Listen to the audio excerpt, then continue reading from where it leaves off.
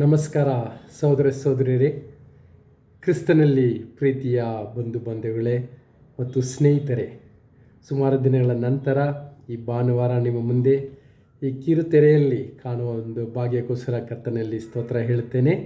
ಖಂಡಿತವಾಗಿ ನಾನು ನಂಬುತ್ತೇನೆ ನಿಮ್ಮೆಲ್ಲರೂ ಕರ್ತನಲ್ಲಿ ವಿಶ್ವಾಸದಲ್ಲಿ ಆತನ ಕೃಪೆಯಲ್ಲಿ ನೀವು ಸುಖದಿಂದ ಸಂತೋಷದಿಂದ ಇದ್ದೀರಂತ ನಾನು ನಂಬುತ್ತೇನೆ. ಸೊ ಮುಂದುವರೆದು ಭಾನುವಾರ ದಿನದ ಆರಾಧನೆಗೆ ನಿಮ್ಮೆಲ್ಲರಿಗೂ ಸ್ವಾಗತ. ಖಂಡಿತವಾಗಿಯೂ ದೇವರ ಜನರ ಜೊತೆಯಲ್ಲಿ ಪ್ರಪಂಚದವಿಡೀ ನಾವು ದೇವರ ಆರಾಧನೆಯನ್ನು ಭಾನುವಾರ ದಿನ ಈ ಒಂದು ನೂತನ ಕಾಲದಲ್ಲಿ, ಅಂದರೆ ಹೊಸ ಒಡಂಬಡಿಕೆ ಕಾಲದಲ್ಲಿ ಸಬತ್ ಹಾಗೆ ಈ ಭಾನುವಾರ ದಿನಗಳನ್ನು ನಾವು ಆರಾಧನೆಗೆ ಬಂದಿರೋದು ತುಂಬ ಸಂತೋಷದ ವಿಷಯ. ಈ ದಿನ ಒಂದು ವಿಷಯ ನನಗೆ ತುಂಬ ಸಹಾಯಕರವಾಗಿದ್ದ ಒಂದು ವಿಷಯ. ನಾನು ಕ್ರಿಸ್ತನನ್ನು ಅರಿತ ಆ ದಿನಗಳಲ್ಲಿ ನಾನು ಸತ್ಯವೇದವನ್ನು ಓದುತ್ತಾ ನನ್ನ ವಿಶ್ವಾಸವನ್ನು ಪರಿಶೀಲನೆ ಮಾಡಿ ನನ್ನ ವಿಶ್ವಾಸಕ್ಕೆ ಸಹಾಯ ಮಾಡಿದ ಕೆಲವು ವಿಷಯಗಳನ್ನ ನಾನು ಈ ದಿನ ನಿಮ್ಮಲ್ಲಿ ಹಂಚಿಕೊಳ್ಳೋಣ ಅಂತ ಇದ್ದೀನಿ. ಕಳೆದ ವಾರಗಳಲ್ಲಿ ನಾನು ನನ್ನ ಒಂದು ಸಣ್ಣ ಕುಟುಂಬ ಸಭೆ ಇದೆ, ನಮ್ಮ ಸ್ನೇಹಿತರೆಲ್ಲ ಒಟ್ಟಿಗೆ ಮೀಟ್ ಆಗ್ತೀವಿ. ಅವರಲ್ಲಿ ಕೇಳಿದೆ, ಯಾರನ್ನು ನೋಡಿದರೆ ತುಂಬ ದುರ್ಭಾಗ್ಯದವರು, people whom we need to pity, ಅಂದರೆ ಅವ್ರ ಬಗ್ಗೆ ನಾವು ಸಹಾನುಭೂತಿ ತೋರಿಸ್ಬೇಕು, ತುಂಬ ಮನಸ್ಸಿಗೆ ಬೇಜಾರಾಗುತ್ತೆ ಅವ್ರು ನೋಡಿ ಅಂತ ಕೇಳಿದಾಗ ಅದ್ಭುತವಾದ ಉತ್ತರಗಳು ಸಿಕ್ತು. ಕೆಲವರು ಹೇಳಿದರು, ಅಪ್ಪ ಅಮ್ಮ ಇಲ್ಲದೆ ಮಕ್ಕಳನ್ನ ಅನಾಥಾಶ್ರಮ ಆಗಿಬಿಡ್ತಾರಲ್ಲ, ಆ ಮಕ್ಕಳು ನೋಡಿದರೆ ಒಂಥರ ಪಾಪ ತುಂಬ ದುರ್ಭಾಗ್ಯರು, ಅವ್ರ ಕಂಡ್ರೆ ಮನಸ್ಸು ತುಂಬ ಬೇಜಾರಾಗುತ್ತೆ. ಅಥವಾ ತುಂಬ ವಯಸ್ಸಾದವರು, ಅವ್ರಿಗೆ ಯಾವುದೇ ಒಂದು ಸಹಾಯ ಇಲ್ಲ, ಆಧಾರ ಇಲ್ಲ, ಸಹಕಾರ ಇಲ್ಲ, ಅವ್ರನ್ನೆಲ್ಲೋ ಬಿಡ್ತಾ ಇರ್ತಾರೆ. ಅವ್ರು ನೋಡಿದರೆ ಕೆಲವು ನಮ್ಮಲ್ಲಿ ಒಬ್ಬ ಮೃಗಗಳು, ಹಾವು ಅಂದರೆ ತುಂಬ ಇಷ್ಟ, ಅಂದರೆ ಎಲ್ಲ ಪ್ರಾಣಿಗಳ ಮೇಲೆ ಇಷ್ಟ ಇದೆ. ಅವ್ನು ಹೇಳ್ದ, ಒಂದು ನಾಯಿ ಮರಿ ರೋಡಲ್ಲಿ ನೋಡಿದರೆ, ಮಳೆಯಲ್ಲಿ ಒದ್ದೆ ಆಗ್ತಿದ್ರೆ, ಊಟ ಇಲ್ಲ ಅಂದರೆ ತುಂಬ ನೋಡಿದರೆ ಪಾಪ ಎಷ್ಟು ದುರ್ಭಾಗ್ಯದ ಅನ್ನಿಸ್ತದೆ. ಕೆಲವರು ಹೇಳಿದ್ರೆ ಹೆಣ್ಮಕ್ಳು, ಸಣ್ಣ ಹೆಣ್ಮಕ್ಳು ಬೆಂಗಳೂರಲ್ಲಿ ನೋಡ್ತೀವಿ, ಭಿಕ್ಷೆ ಬಿಡುತ್ತಿರ್ತಾರೆ ಟ್ರಾಫಿಕಲ್ಲಿ, ಅವನ್ನು ನೋಡಿದರೆ ತುಂಬ ಮನಸ್ಸಿಗೆ ಬೇಜಾರಾಗುತ್ತೆ. ಅವ್ರಿಗೆ ಒಳ್ಳೆ ಬಟ್ಟೆ ಇಲ್ಲ, ಊಟ ಇಲ್ಲ, ಜಾಗ ಇಲ್ಲ. ಈ ರೀತಿಯಾಗಿ ನಾನಾ ರೀತಿಯಾದ ಜನರನ್ನು ನೋಡಿ ಇವರು ದೌರ್ಭಾಗ್ಯದವರು, ಇವರು ಪಾಪ ಅವ್ರು ಕಂಡ್ರೆ I feel very pity for them, ಅವರು ನಿಸ್ಸಹಾಯಕತೆಯಿಂದಿದ್ದಾರೆ, ಅವ್ರನ್ನ ಪಾಪ ಅವರಿಗೆ ಮುಂದೆ ಒಂದು ಭವಿಷ್ಯವಿಲ್ಲ, ಆ ರೀತಿಯಾಗಿ ಮನಸ್ಸು ಬೇಜಾರಾಗಿ ಅವ್ರನ್ನ ಹೇಳುತ್ತಿದ್ದರು. ಆ ಸಮಯದಲ್ಲಿ ನನಗೆ ಈ ವಚನ ಒಂದು ನೆನಪು ಬರುತ್ತದೆ.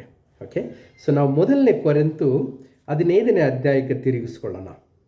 ಈ ಒಂದು ವಚನ ನಾನು ಹೇಳಿದಲ್ಲ, ನಾನು ಆ ಕ್ರಿಸ್ತನನ್ನು ಅರಿತ ಆ ದಿನಗಳಲ್ಲಿ ವಚನವನ್ನು ಓದಿ ಮನಸ್ಸಿಗೆ ತುಂಬ ಅದು ಒಂಥರ ನಾಟಿ ಬಿಡ್ತು. ಓಕೆ, ಸೊ ಈ ಕೊರಿಂಥ ಸಭೆಯಲ್ಲಿ ಕೆಲವರನ್ನು ನೋಡಿ 19ನೇ ವಚನ 15ನೇ ಅಧ್ಯಾಯದಲ್ಲಿ 19ನೇ ವಚನದಲ್ಲಿ ಪೌಲನು ಬರೀತಾರನೆ, ಈ ಜೀವಮಾನ ಕಾಲದ ಪೂರ್ತಿಗೆ ನಾವು ಕ್ರಿಸ್ತನಲ್ಲಿ ನಿರೀಕ್ಷೆ ಇಟ್ಟುಕೊಂಡರೆ, ಅಂದರೆ ಈ ಭೂಲೋಕದ ಜೀವನಕ್ಕೋಸ್ಕರ ನಾವು ಕ್ರಿಸ್ತನಲ್ಲಿ ನಿರೀಕ್ಷೆ ನಂಬಿಕೆ ಇಟ್ಟುಕೊಂಡರೆ ಹೊರತು ಮತ್ತೇನು ಇಲ್ಲದಿದ್ದರೆ ಎಲ್ಲ ಮನುಷ್ಯರಲ್ಲಿಯೂ ನಿರ್ಭಾಗ್ಯರು ಸರಿ. ಅಂದರೆ ನಾವೇ ನಿರ್ಭಾಗ್ಯ. ಅಂದರೆ ಎಂಥ ಜನರು ದೇವರನ್ನು, ಯೇಸುವನ್ನು ಬರೀ ಈ ಲೋಕದ ಒಂದು ಕಾರಣಗಳಿಗೋಸ್ಕರ ನಂಬಿಕೆ ಇಟ್ಕೊಂಡು ಬೇರೆ ವಿಷಯಕ್ಕಲ್ಲ. ಈ ಸಭೆಯಲ್ಲಿ ಯಾರನ್ನ ಅವರು ಉದ್ದೇಶಿಸಿ ಮಾತಾಡ್ತಿದ್ದಾರೆ ಅಂದರೆ 12ನೇ ಅಧ್ಯಾಯದಲ್ಲಿ ನೋಡ್ತೀವಿ, ಆ ಸಭೆಯಲ್ಲಿ ಕೆಲವರಿಗೆ ಪ್ರಶ್ನೆ ಇದೆ. ಏನಂತ 12ನೇ ವಚನ, ಕ್ರಿಸ್ತನು ಸತ್ತವರೊಳಗಿಂದ ಎಬ್ಬಿಸಲ್ಪಟ್ಟನೆಂದು ಸಾರೋಣವಾಗುತ್ತಿರುವ ನಿಮ್ಮೊಳಗೆ ಕೆಲವರಿಗೆ ಸತ್ತವರಿಗೆ ಪುನರುತ್ಥಾನ ಇಲ್ಲವೆಂದು ಹೇಳುವುದು ಹೇಗೆ? ಅಲ್ಲಿ ಕೆಲವರು ಹೇಳ್ತಿದ್ರಂತೆ ಪುನರುತ್ಥಾನ ಇಲ್ಲ. ಓಕೆ, ಕ್ರೈಸ್ತರಾಗಿ ನಾವೆಲ್ಲ ನಂಬುತ್ತೇವೆ ಯೇಸು ಕ್ರಿಸ್ತನು ಭೂಲೋಕಕ್ಕೆ ಬಂದು ಸತ್ತು ಹೂಣಲ್ಪಟ್ಟು ಮತ್ತೆ ಅವರು 3ನೇ ದಿನ ಎದ್ದು ಬಂದರು. ಅದೇ ರೀತಿ ನಾವು ಒಂದು ದಿನ ಸತ್ತ ನಂತರ ಎಬ್ಬಿಸಲ್ಪಡುತ್ತೇವೆ, ಪುನರುತ್ಥಾನ ಹೊಂದುತ್ತೇವೆ. ಆಗ ಮತ್ತೆ ಹೋಗಿ ದೇವರ ಜೊತೆಯಲ್ಲಿ ಅವರ ಒಂದು ಆಳ್ವಿಕೆಯಲ್ಲಿ ಆತನನ್ನು ರಾಜನಾಗಿ ಒಂದು ಜೀವಿಸ್ತೀವಿ ಅಂತ.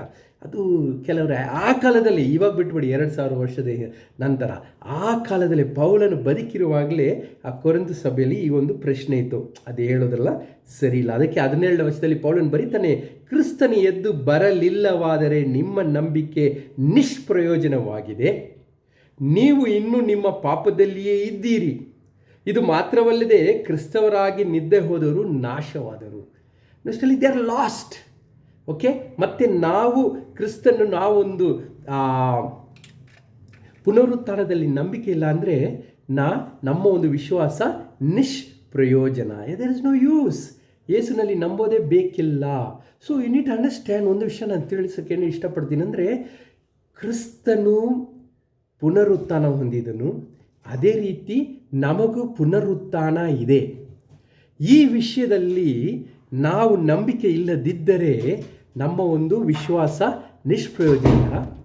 ಮತ್ತು ನಾವು ಈ ಮೂಲಕಕ್ಕೆ ಮಾತ್ರ ನನಗೆ ಐಡೆಂಟಿಟಿ ಬೇಕು, ನನಗೆ ಒಂದು ಕ್ರಿಸ್ತನ ಒಂದು ಗುರುತು ಬೇಕು, ಅಥವಾ ಕ್ರೈಸ್ತರಂತ ಹೇಳಿದರೆ ಒಂದು ಕ್ರಿಶ್ಚಿಯನ್ ಸ್ಕೂಲಲ್ಲಿ ಕಾಲೇಜಲ್ಲಿ ನನಗೆ ಅಡ್ಮಿಷನ್ ಸಿಗುತ್ತೆ, ಅಥವಾ ನನಗೆ ಕಷ್ಟದಲ್ಲಿದೆ ಯೇಸು ನಾನು ನಂಬ್ಕೋತೀನಿ, ಪ್ರಾರ್ಥಿಸ್ತೀನಿ, ಅವರೇನು ನಮಗೆ ಆಶೀರ್ವಾದ ಮಾಡ್ತಾರೆ, ನನ್ನ ಬಿಸ್ನೆಸ್ಸಲ್ಲಿ ಆಶೀರ್ವಾದ ಮಾಡ್ತಾರೆ, ನನ್ನ ಮಕ್ಕಳಿಗೆ ಒಳ್ಳೆ ಗಂಡನೂ ಹೆಂಡತಿನೂ ಕೊಡ್ತಾರೆ, ನಮಗೆ ಮಕ್ಕಳು ಕೊಡ್ತಾರೆ.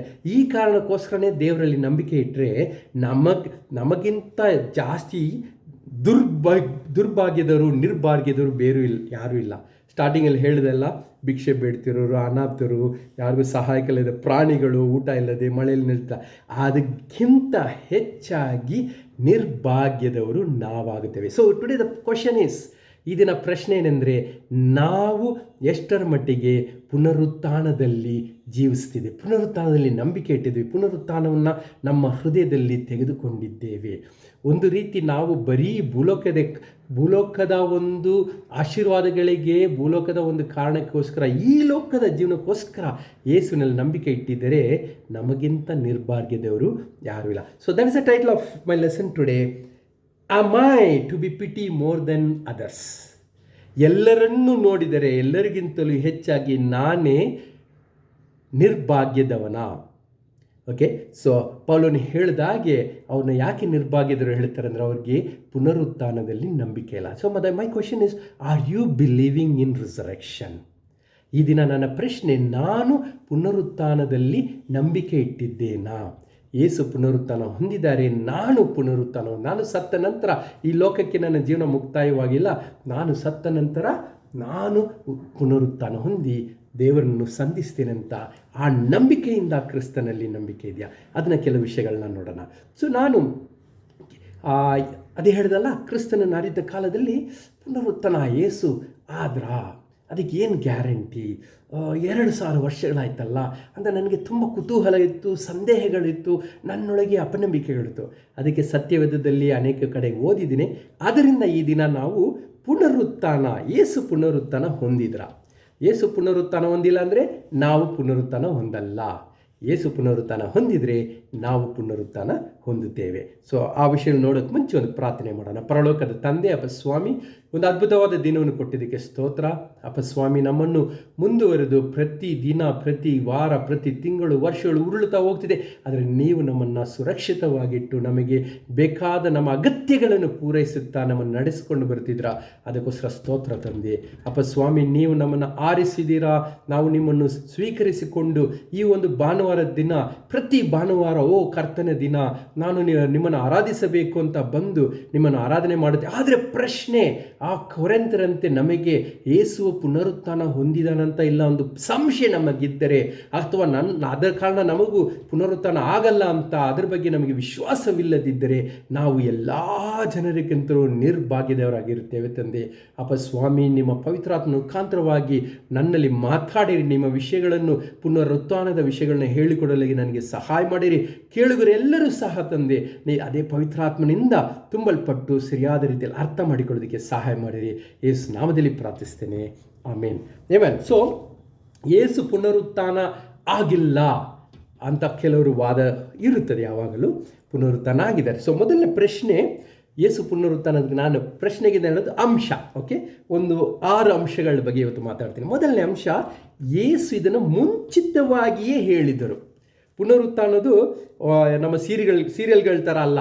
ಓಕೆ, ಜನ ನೋಡ್ತಾ ಇದ್ದಾರಾ, ಸರಿ ಕಥೆನ ಸ್ವಲ್ಪ ಮುಂದುವರ್ಸೋಣ, ಏನೋ ಬರ್ಕೊಂಡು ಹೋಗೋಣ ಅಂತ ಅಲ್ಲ. ಯೇಸು ಅದನ್ನು ಮುಂಚೆನೇ ಅವರು ಹೇಳಿದರು. ನಾವು ಮತ್ತಾಯ ಪುಸ್ತಕದಲ್ಲಿ 17ನೇ ಅಧ್ಯಾಯ 22ನೇ ವಚನ ನೋಡೋಣ. ಅವರು ಗಲಿಲಾಯದಲ್ಲಿ ಗುಂಪಾಗಿ ಕೂಡುತ್ತಿರುವಾಗ ಯೇಸು ಅವರಿಗೆ, ಮನುಷ್ಯಕುಮಾರನು ಮನುಷ್ಯರ ಕೈಗೆ ಒಪ್ಪಿಸಲ್ಪಡುವನು, ಅವರು ಅವನನ್ನು ಕೊಲ್ಲುವರು, ಸತ್ತ 3ನೇ ದಿನದಲ್ಲಿ ಆತನು ಜೀವಿತವಾಗಿ ಎಬ್ಬಿಸಲ್ಪಡೋನೆಂದು ಹೇಳಿದನು. ನಮಗೆ ಎಲ್ಲರೂ ಗೊತ್ತಿದೆ, ಆದರೂ ಈ ಒಂದು ವಚನದಿಂದ ಮತ್ತೊಮ್ಮೆ ಹೇಳ್ತೇನೆ. ಯೇಸು ಮುಂಚಿತವಾಗಿ ಹೇಳಿದರು. ಓಕೆ, ಆ ಒಂದು ಸಿನಿಮಾ ನೋಡಿದೆ. ಅದರಲ್ಲಿ ಆ ವಿಲ್ಲನ್ ಜೊತೆ ಸುಮಾರು ಚೇಲಾಗಲಿರ್ತಾರಲ್ಲ, ಅವನು ವಿಲ್ಲನ್ಗೆ ಶೂಟಿಂಗ್ ತುಂಬ ಇಷ್ಟ. ಸೊ ಟಾರ್ಗೆಟ್ ಇಟ್ಬಿಟ್ಟು ಶೂಟ್ ಮಾಡ್ತಾನೆ ಬೇರೆ ಕಡೆ ಹೋಗ್ತಾ ಇರುತ್ತೆ. ಆಗ ಏನು ಮಾಡ್ತಾರೆ ಚೇಲಾಗಲು, ಸರ್ ಏನು ಮಾಡಬೇಡಿ ಬಸ್ ಆ ಶೂಟ್ ಕೀಜೆ, ಅವನು ಪಟಕ್ಕಂತ ಶೂಟ್ ಮಾಡ್ತಾನೆ, ಓಡೋಗಿ ಅದಕ್ಕೆ ರೌಂಡ್ ಆಗಿಬಿಡ್ತಾರೆ. ಆ ಟಾರ್ಗೆಟ್ ಒಳಗೆ ಮಾಡ್ದಂಗೆ ಶೂಟ್ ಮಾಡಿದ ಮೇಲೆ ರೌಂಡ್ ಹಾಕಿದ ಒಳಗೆ ಶೂಟ್ ಮಾಡಿಲ್ಲ. ಆ ಥರ ಅಲ್ಲ ಯೇಸು ಮುಂಚಿತವಾಗಿ ಹೇಳಿದರು. ಓಕೆ, ನಾನು 3ನೇ ದಿನ ಎದ್ದು ಬರ್ತೀನಲ್ಲ, 3ನೇ ದಿನನೂ ಎದ್ದು ಬರ್ತೀನಂತ ಹೇಳಿದರು. ಸೊ ಫಸ್ಟ್ ಥಿಂಗ್ ಇಸ್ ಈ ಪ್ರಿಡಿಕ್ಟರ್. 2ನೇದು, ಕೆಲವರು ಹೇಳ್ತಾರೆ ಯೇಸು ನಿಜಕ್ಕೂ ಸತ್ತರ.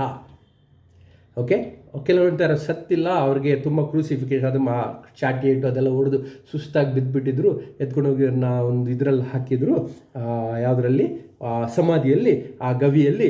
ಆಗ ಅವ್ರಿಗೆ ಎಚ್ಚರ ಆಯಿತು, ಆಮೇಲೆ ಅವ್ರನ್ನ ಕಲ್ಲನ್ನ ಉರುಳಿಸ್ಬಿಟ್ಟು ಎದ್ದು ಬಂದರು ಅಂತ. ಓಕೆ, ಸೊ ಮೊದಲನೇದಾಗಿ ಸೈಂಟಿಫಿಕ್ ಆಗಿ ಹೇಳ್ತಾರೆ, ಆ ರೋಮನ್ಸ್, ಓಕೆ, ಆ ಸೈನ್ಯದವರ ಒಂದು ಗುರಿ ಜನರನ್ನು ಯಾವ ರೀತಿ ಶಿಕ್ಷಿಸಬೇಕು, ಅತಿ ಘೋರವಾದ ನೋವಿನಿಂದ ಶಿಕ್ಷಿಸಿ ಅವ್ರನ್ನ ಮರಣದಂಡನೆ ಕೊಡುತ್ತಿದ್ದರು. ಓಕೆ, ಸೊ ಈಗಿನ ಕಾಲದಲ್ಲೂ ನಾವು ನೋಡ್ಬೋದು, ನಮ್ಮ ಒಂದು ಅಲ್ಲಿ ಪಾಸಿಟಿವ್ ಏನೋ ಒಂದು ಶೇಡ್ ಬೀಳ್ತದೆ. ಓಕೆ.